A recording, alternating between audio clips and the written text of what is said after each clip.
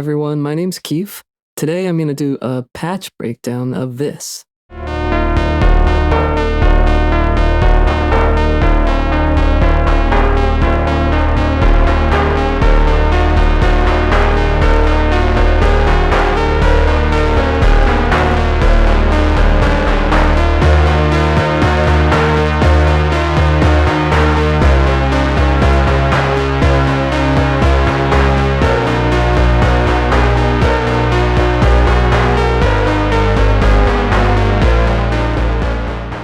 So I'm just going to go through each of the synthesizers.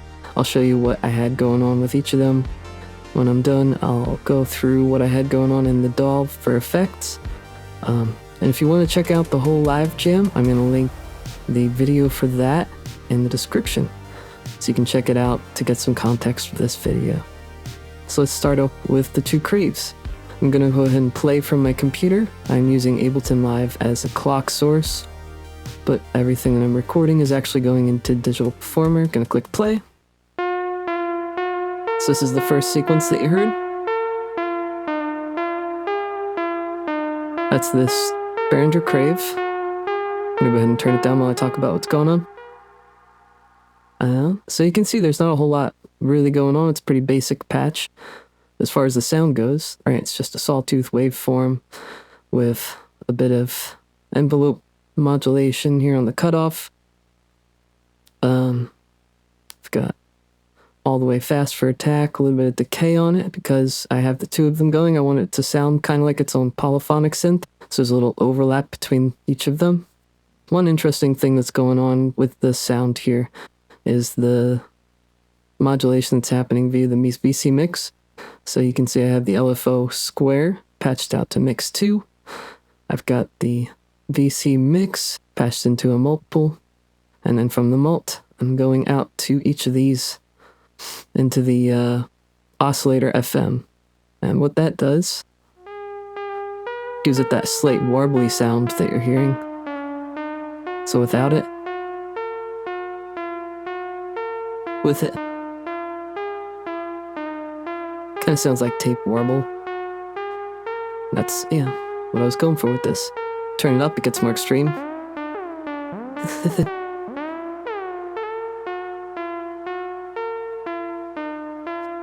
Alright, so that's really the sound.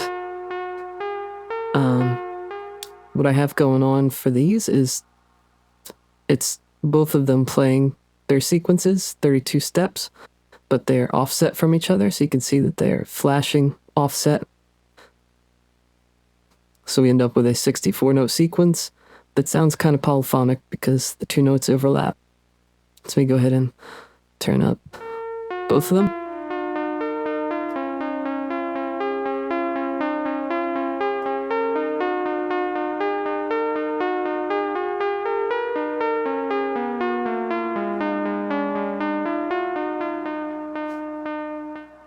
Alright, cool. So I'm going to show you a little bit later how to set that up, if you're interested. But basically I have the clock coming from Ableton into this one, and then I'm using the assign, just sending the clock into the tempo input of this one, and I've set it so that it is a trigger, but it's set to the, I think, rise of the pulse instead of the fall, or maybe it's the fall instead of the rise. I don't remember. If one isn't working, you set it to the other one. So the second Crave, kind of the same sound. I don't really need to talk too much about that. The only thing that I did, I think, in the performance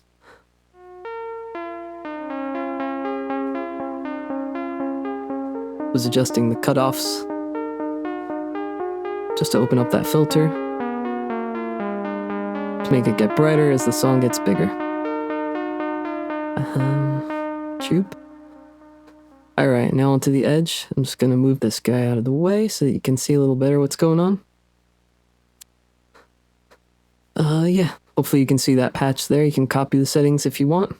I'm going to turn it up so you can hear it.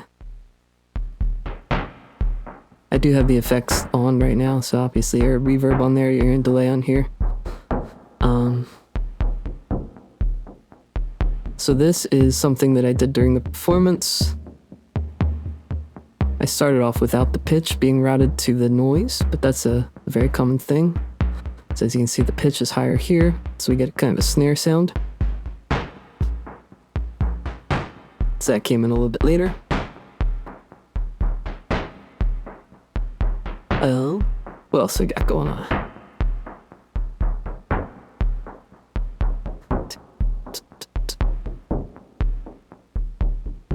As you can see, I have something patched in here. So this is the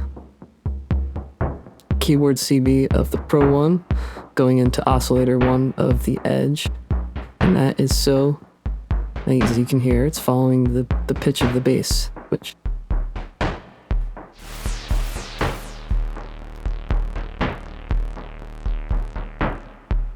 get to that later. But, so we're following the pitch of the bass for that. Oscillator 2, I left down up until, sometime during the performance. Got this hard synced FM sound. It just gives it another dimension. Kind of as the song grows, I wanted it to have a little bit more sound. One thing that I did during the performance that I wish I had done more of, because it sounded pretty cool after listening back, was I think I experimented with turning the decay up, the amplifier decay. Particularly on those snare sounds. That's pretty much that sound. More thing that I did here, that you can hear that the filter is opening and closing. That's coming from the assign output of the second Crave. I have that set to a sequencer triangle, so for each, full rotation of the sequence, the filter opens up, closes again, and that's of course being attenuated by the VC mix knob, so I can make it more extreme if I want.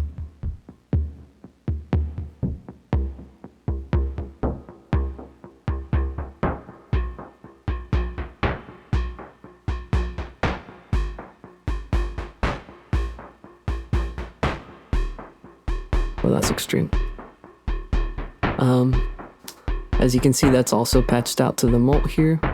That's because it's also controlling the cutoff of this guy. So I have both of these in tandem, sort of rising and falling with each full rotation of the sequence. Let's turn that off. Let's get to the Pro-1. So for the Pro-1, that's my patch there.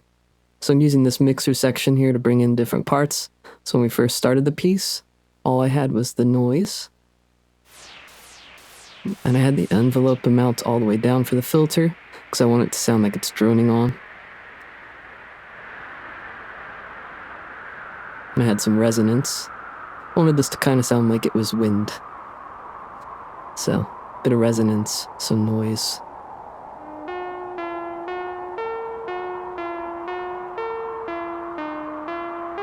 Imagine,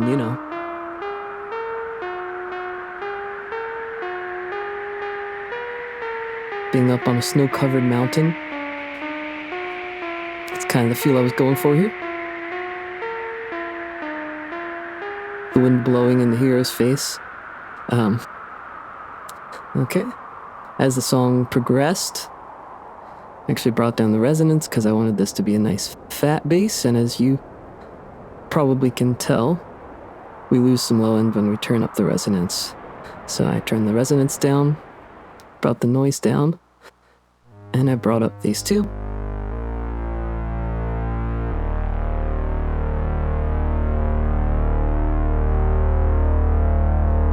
So it's the bass. As you can hear, the pitch.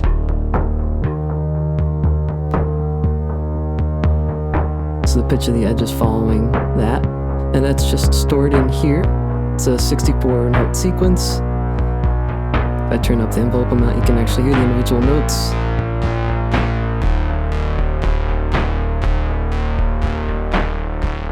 So that's 32 of just droning on that low D.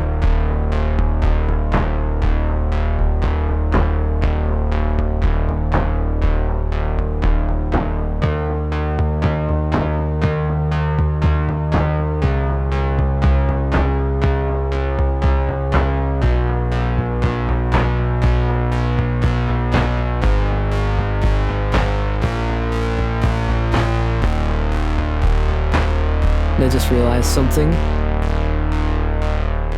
I actually have a sign here.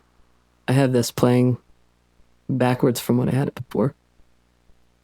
In the recording, you can hear the filter opens up into the high note and it hits at the high note, the highest point of the filter being open, and then goes back down. This is backwards. Yeah, so overall, kind of the way the performance unfolded here for this guy. I started with just the wind noise. I brought that down. I brought up the bass. Bass was playing along with this guy.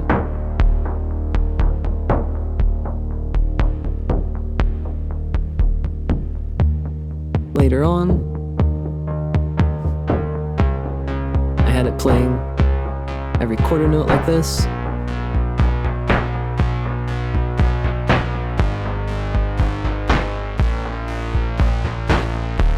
That's pretty much it.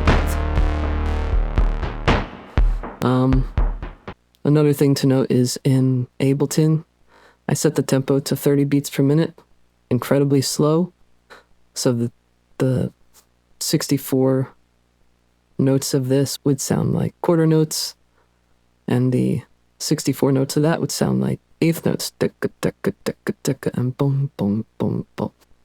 And this is actually set to a 30-second note for the clock scale. So a very slow clock to get this to work. I guess one other thing to note, you can see I have a dummy cable here in the clock input for the Pro-1. That's because if I stop the sequence,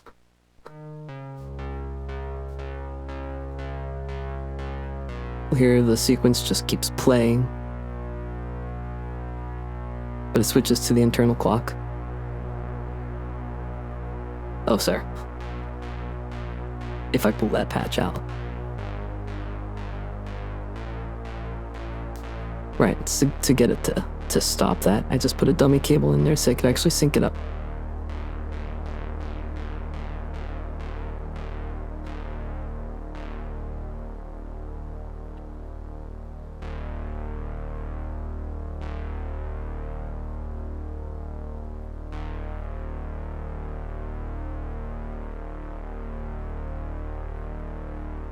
Alright, so that's basically the patch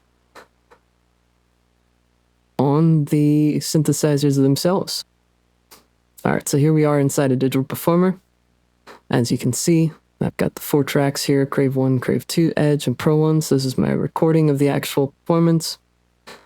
I've got some send effects here, a subtle reverb, which is round, a big reverb, which is a hollow supermassive. I'm not sure, I think at some point both of these were free, so I got both of these for free, which is pretty awesome. And then for the delay, I've got a repeater, Steven Slate, bundle, yeah, Crave is sending to all 3 for both tracks. For the Edge, it's just sending to the subtle reverb and the delay. The delay is adding quite a bit to the sound, I think, for that particular synth. Then the Pro-1 sending to all 3 again. Right, I didn't want this to get too muddy with the big reverb, so I just left that off there. Can you hear what they sound like?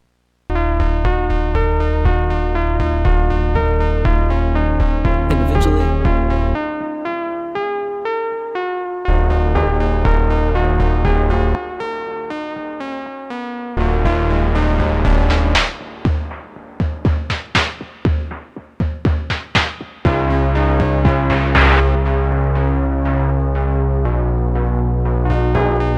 And some insert effects I need to talk about on the Edge.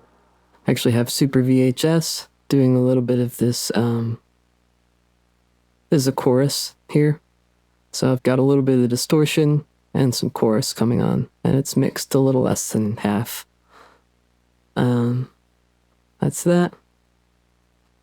For the Pro-1, I've just got the Tau chorus, which is an emulation of that Juno chorus, which I think sounds great. And this, I'm pretty sure this is free. So some cool free tools in here. if you want. Super VHS is actually on sale. As of the making of this video, I actually just picked it up for $10. So cool. On our master channel here, that's just a tuner, an oscilloscope. I actually did forget to tune the synths before I did this, so it's not quite in D minor. It's somewhere around D minor, so I apologize if anyone has perfect pitch that's listening to this. Alright, on the master I had Super VHS, I didn't engage the chorus, I had a little bit of drift, I had a little bit of the distortion on there, a little bit of the reverb added as well, and some static, so that adds quite a bit of that magic to the sound. So I'll play it with and without. That's with. Without.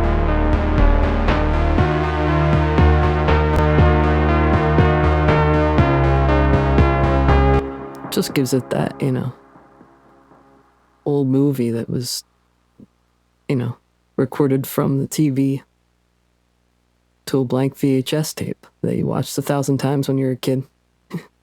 I know I did. I've got Golfos, however you pronounce it, and that's just a really cool dynamic equalizer that just kind of cleans up your mix a little bit.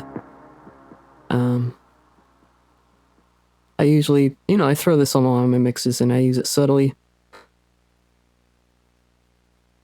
And then I also had Ozone 11 just for some quick mastering. You know, I just threw on the AI helper tool, whatever you call it. It brought up something, and I think the only thing I changed about what it brought up was I brought down the mix of the EQ a little bit. It boosted the highs a little too much for my taste. Yeah, and that's pretty much it. So very simple, the way that I have this set up. Alright, I also wanted to show you how I have these Craves set up, because that's kind of important for this patch. So for here, we've got the clock source MIDI USB that's coming from Ableton. The assigned value is the sequencer clock, and sequencer autosync is turned on. So that was the top Crave. This is the Crave that's in the middle of the stack there. As you can see, I've got it set to sequencer step triangle, as I went over before. Again, sequencer autosync is turned on. And then this is kind of the important part for getting the 64-note sequence. You have it set to trigger, the rate 1 PPS, and then there's actually a glitch with this. No matter which one I change it to, it comes back to fall every time I come in here, even if it's actually changed in the synth.